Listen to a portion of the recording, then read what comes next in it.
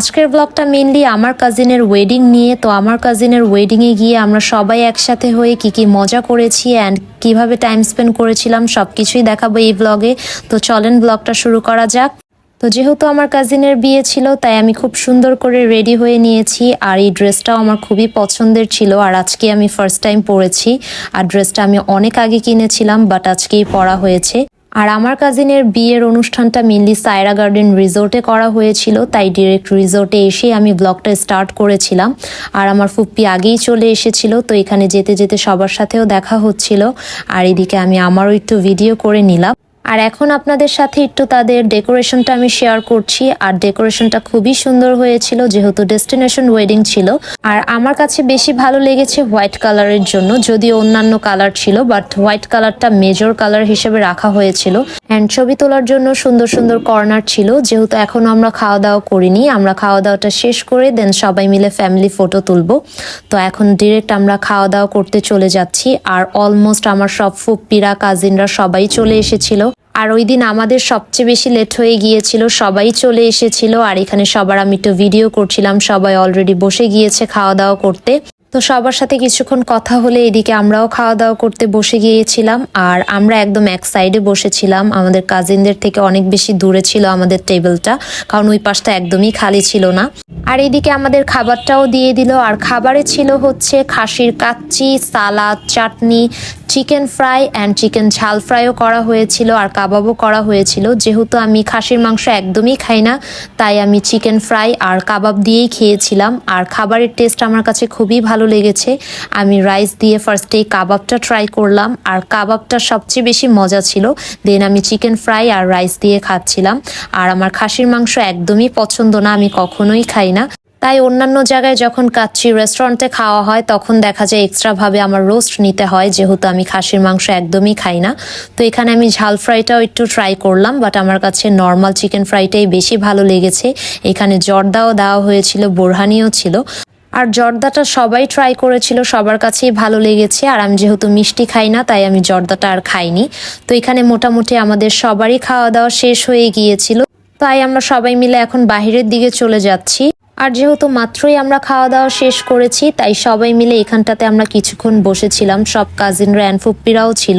তো বসে বসে আমরা একটু আড্ডা দিচ্ছিলাম, কারণ এই জায়গাটাতে একটু ঠান্ডা লাগছিল, বাহিরে একটু রোদ লাগছিল, তাই কিছুক্ষণ আমরা এই জায়গাটাতে ছিলাম। দেন আমরা স্টেজে চলে গিয়েছিলাম সবাই পিকচার্স তুলতে। তো ফার্স্টেই আব্বুর সাথে আমার দুই ভাইকে আমরা একটু ছবি অ্যান্ড ভিডিও করে দিয়েছিলাম। দেন আমরা ফ্যামিলি মেম্বার সবাই বসে গিয়েছিলাম ভিডিও অ্যান্ড ছবি তোলার জন্য। তো এখানে আমার কাজিন খুব সুন্দর করে আমাদেরকে ছবি তুলে দিয়েছিল অ্যান্ড ভিডিও করে দিয়েছিল। আর এখানে আমার বড় ফুপ্পিদেরকে ফ্যামিলি ফটো তুলে দেওয়া হচ্ছিল। আর এখানে জেসি আপু কিন্তু মিসিং ছিল, যেহেতু জেসি আপু অস্ট্রেলিয়াতে ছিল। তো আমরা সব কাজিনরাই কিন্তু এই ওয়েডিংটা অ্যাটেন্ড করেছিলাম, বাট জেসি আপু অ্যাটেন্ড করতে পারেনি।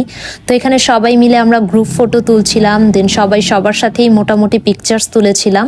তো এখানে আমার বোনকেও ফটোশুট করে দেওয়া হচ্ছিল। যেহেতু আমরা কাজিনরা অনেকজন ছিলাম তাই আমাদের ছবি তুলতে অ্যান্ড ভিডিও বানাতে একটু টাইম লেগেছে। সবাই সবাইকে ভিডিও বানিয়ে দিচ্ছিল অ্যান্ড ছবি তুলে দিচ্ছিল। তো এখানে ঈসা আমাকে খুব সুন্দর করে ভিডিও বানিয়ে দিচ্ছিল অ্যান্ড আমাকে অনেকগুলো ছবিও তুলে দিয়েছে। আর এই ফটোবুথটা আমার কাছে খুবই ভালো লেগেছিল, ভিডিওতে খুবই সুন্দর লাগছিল, তাই এখানে আমি একটা ভিডিও বানিয়ে নিয়েছিলাম। আর এদিকে আমার কাজিন কিন্তু এন্ট্রি নিচ্ছিল, তো এখানে সুন্দর একটা ভিডিও করে আমি রেখেছিলাম। আর আমার কাজিনকে কিন্তু খুবই সুন্দর লাগছিল।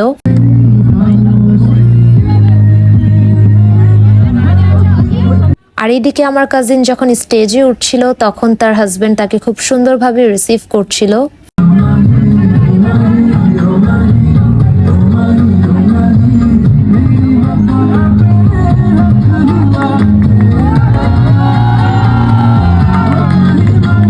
আর এখন আমার কাজিন অ্যান্ড তার হাজবেন্ডের ফটোশুট চলছিল অ্যান্ড সবাই মোটামুটি পিকচার্স তুলছিল অ্যান্ড ভিডিও করছিল। তো এখানে আমিও তাদের একটু ভিডিও করে নিলাম।